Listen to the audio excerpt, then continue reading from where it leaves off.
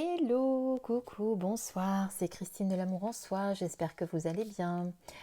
Alors voilà, je viens de regarder la chaîne d'une youtubeuse que je suis, qui est Agnès, l'esprit d'Agnès M, pour ceux qui ne le savent pas. Et elle m'a donné envie, parce que je l'ai vu présenter un petit oracle de poche, mais alors le sien est tout mini, encore plus mini que le mien. Je me suis dit, tiens, si je présentais à mes abonnés le petit oracle qui m'accompagne et qui est dans mon petit sac toute la journée. Et bien le voilà, planqué dans sa petite pochette. Donc en fait j'en cherchais un tout petit pour m'accompagner et pour pas avoir... Bon, imaginez que si j'ai ça dans mon sac, ça va être un peu encombrant. Hein. Déjà qu'on sait que le sac d'une femme est toujours bien rempli. Alors là, si je mets un oracle comme ça, on va pas y arriver. Donc je vais vous présenter mon petit oracle, celui que j'ai dans mon sac et qui m'accompagne et que je peux sortir à tout moment, qui s'appelle, on va regarder côté français, Sibylle de la Bohémienne. Alors, une Sibylle, et pas Sibylle, une Sibylle, c'est quoi? Une Sibylle, c'était une femme qui prédisait l'avenir dans l'Antiquité. Voilà, vous savez tout. Et donc, vous voyez que ce petit oracle est vraiment tout petit par rapport à ma main. Alors, tout petit, tout est relatif. On va dire que comparé à un, je vais essayer de vous montrer avec un tarot traditionnel pour voir un petit peu la taille que ça a. Donc, par exemple, par rapport à mon tarot doré, voilà, vous voyez que déjà, c'est beaucoup plus petit quand même. Hein. Voilà, pourtant, le tarot, il n'est pas très très grand par lui-même. Donc celles-ci, pour vous dire qu'elles sont vraiment beaucoup plus petites. Alors, on va regarder comment se compose ce petit oracle. Donc c'est un oracle, hein. Ce n'est pas un tarot. Donc vous avez des petites cartes dont le dos est sympathique. Alors excusez-moi, mais comme j'ai mis le flash sur le téléphone, je vais essayer de ne pas vous faire de brillance. Voilà.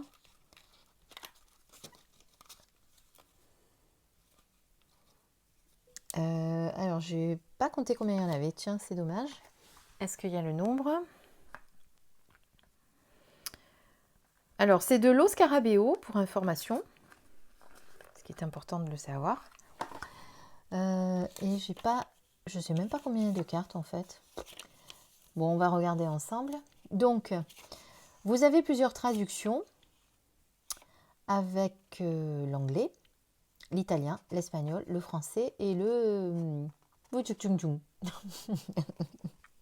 suis désolée, je ne sais pas lire cette langue, donc je ne pourrai pas vous dire. Si quelqu'un peut me dire ce qu'est cette langue, ça m'aidera. En tout cas, je ne me hasarderai pas à le lire. Donc, vous avez l'anglais. Et on va aller donc page 19 où nous avons le français. Donc, vous voyez que c'est très succinct. Voilà. Alors, il n'y a pas d'explication des cartes.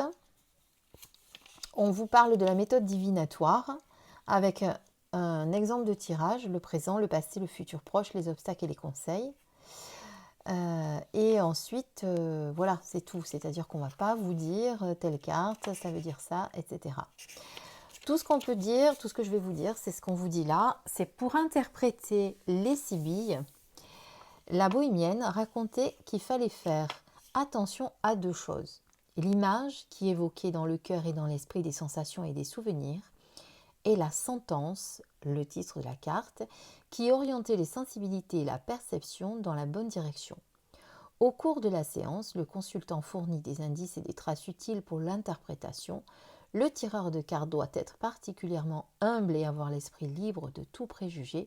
Ainsi, fort d'une grande expérience et grâce à l'aide des Sibylles que les Sibylles mettent à sa disposition, il sera à même de développer cette précision nette et exemplaire qui permettra de révéler l'avenir. Alors, le consultant fournit des indices et des traces utiles pour l'interprétation. Bon, c'est vrai que normalement, le mieux, c'est de ne pas trop en dire quand même, pour pas trop influencer la personne qui vous fait le tirage. Donc, Sibylle de la Bohémienne, la tradition populaire dépeint la Bohémienne comme une femme sans patrie ni maître, dominatrice d'un monde mystérieux et magique. qu'elle interprète notamment à travers ses cartes. Dans son errance nomade de pays en pays et de ville en ville, la bohémienne était courtisée par les personnes qui la consultaient pour connaître leur futur et savoir ce qui leur arriverait à l'avenir. On raconte que les dames riches et nobles venaient consulter la bohémienne le soir, le visage couvert, pour ne pas être reconnues, mais désireuses de trouver conseil à propos de leur amour, comme tous ceux qui l'approchaient le jour. Ça, on le voit souvent dans les films, hein, on voit vraiment la bohémienne, on se l'imagine dans sa petite caravane, avec une femme voilée qui vient la voir, qui se cache. C'est tout à fait ça. Les hommes aussi rendaient visite à la bohémienne pour se faire conseiller sur leurs affaires, voire sur la loi.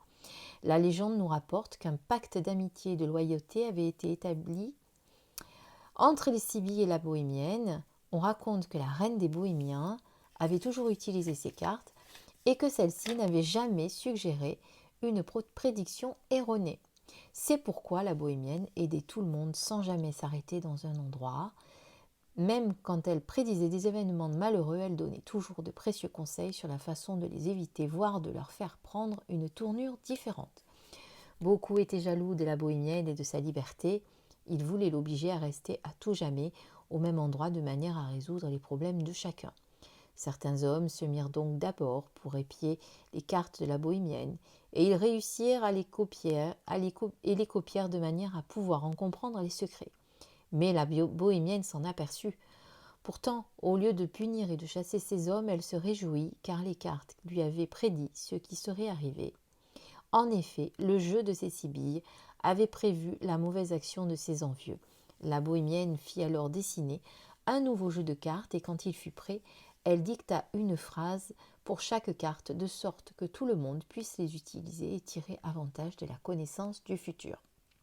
D'après la légende française, la bohémienne n'était autre que Mademoiselle Lenormand, la célèbre Sibylle des salons, qui devint conseillère de Napoléon, mais nombreux sont ceux qui soutiennent qu'il s'agit d'un personnage de la fantaisie.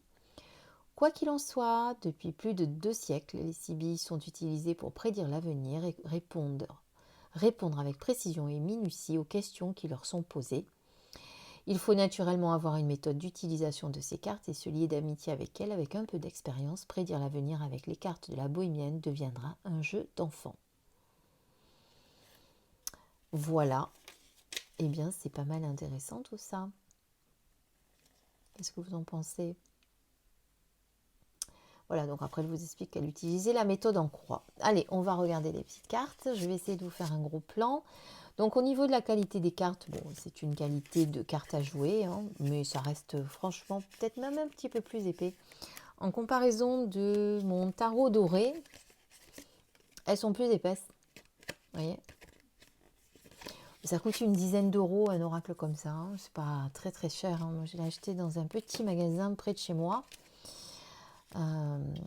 Qui fait de l'ésotérisme sur Gardanne exactement, pour ceux qui connaissent.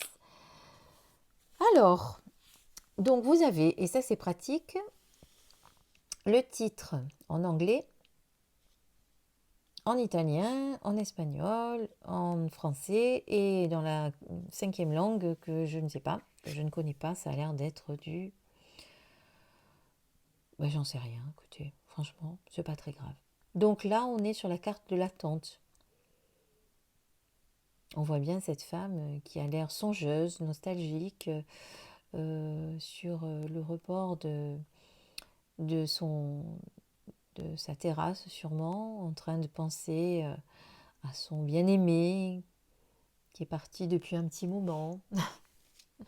C'est comme ça que je le vois. Là, on a la maison. Je vais vous les laisser à plat. Excusez-moi, je vais bouger la caméra, c'est pour éviter qu'il y ait beaucoup de brillance. Voilà.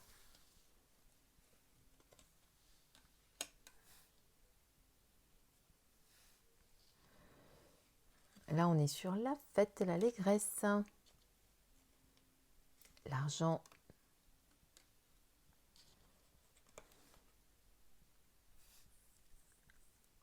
Un homme de lettres. Espoir. Et là, on est sur la fidélité. On reconnaît évidemment avec notre cher chien. circonstances.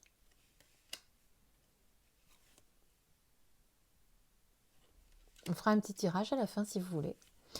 Donc vous voyez que les cartes font vraiment très ancien avec des dessins oui, qui rappellent les anciennes époques. Bon là on est sur la lettre, évidemment de nos jours on a aussi le téléphone, internet pour avoir des nouvelles.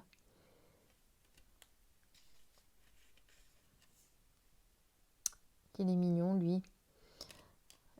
Hypocrisie quand même, hein. Ce mignon petit chat. Là on est sur la mélancolie. Pensez.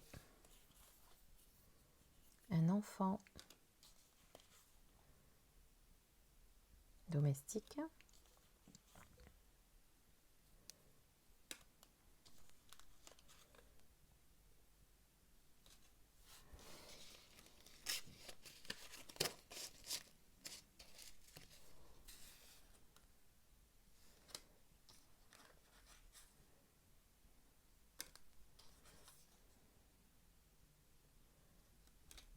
Là, on est sur le marchand.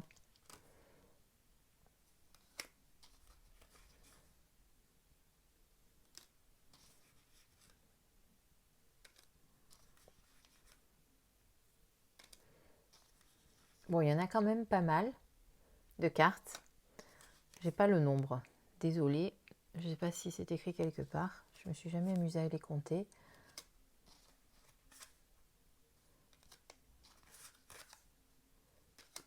Donc voilà, ça c'est le genre de petit oracle que on emporte partout quand on est en déplacement. Ce qui va être mon cas la semaine prochaine d'ailleurs. Si vous voyez un petit peu moins de vidéos, c'est normal. Je ne serai pas trop chez moi. Je pars en déplacement pour mon travail et forcément, j'aurai quand même mon petit oracle avec moi. Hein, donc je vous ferai peut-être une petite guidance vite faite le soir.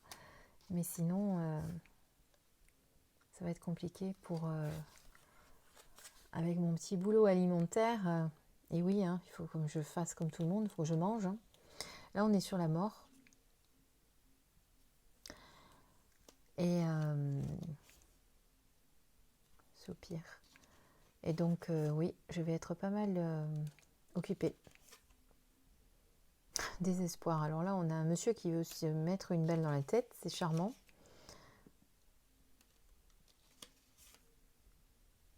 Alors, comme me disait une médium que je connais bien, qui fait de la divination pure, hein, pas forcément de la guidance, mais vraiment de la divination pure, me disait qu'elle, et c'est vrai que ça m'arrive moi de le faire, mais pas forcément pour tout. Pour toutes, elle me disait que suivant les cartes qu'elle utilise, eh bien, elle n'utilise pas forcément toutes les cartes. C'est-à-dire, je sais pas moi, on va prendre ce jeu. S'il y a une carte dans le jeu qui ne vous plaît pas, ou vous n'avez pas envie de voir, je sais pas, parce qu'il y a parfois, effectivement, aujourd'hui, qui a des servants, parce qu'il y avait une carte servant. Donc, si elle ne vous parle pas, cette carte, par exemple, vous pouvez la supprimer du jeu. Vous pouvez supprimer les cartes qui ne vous plaisent pas. Moi, dans certains jeux où il y a les cartes du temps, je les enlève parfois. Les cartes aussi de, je sais pas, la maison de campagne, la maison de ville, la maison de ci, la maison de là. On peut les enlever, on peut mettre qu'une seule maison, ça suffit. Sauf si on a envie de savoir si ça va plutôt être à la campagne ou à la ville, etc. Voilà, mais comme dans tous les jeux de cartes et que ce soit en guidance, en divination, on peut faire un petit peu ce qu'on veut au niveau des tirages. L'essentiel, c'est que ça soit juste pour vous. Voilà, tout simplement. Bon, ben voilà, je vous ai présenté mon petit oracle pocket, on va dire. Donc, on va faire un petit tirage pour voir comment il nous parle. Je vais le faire hors caméra parce que ça va être un peu...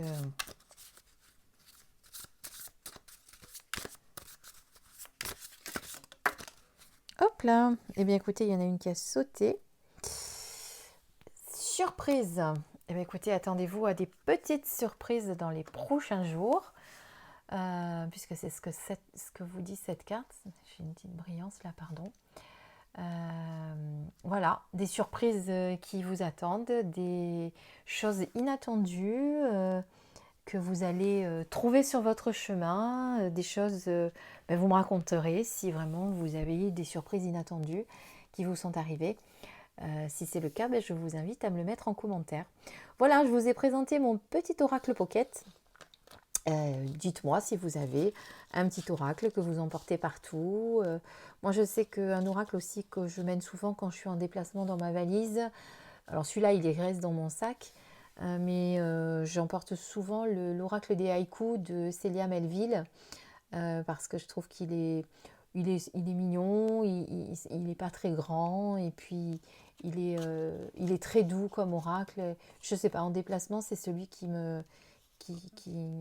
dont j'ai envie que j'ai envie d'emporter partout. Voilà, en attendant, je vous embrasse, je vous remercie de me dire ce que vous pensez de ma petite vidéo. Racontez-moi si vous avez un petit oracle pocket que vous affectionnez et que vous emportez partout. Et puis, ou si c'est un tarot, voilà. En attendant, n'oubliez pas de liker, de vous abonner si vous ne l'avez pas encore fait. Je vous embrasse très très fort et je vous dis à bientôt. Bisous bisous. Au revoir.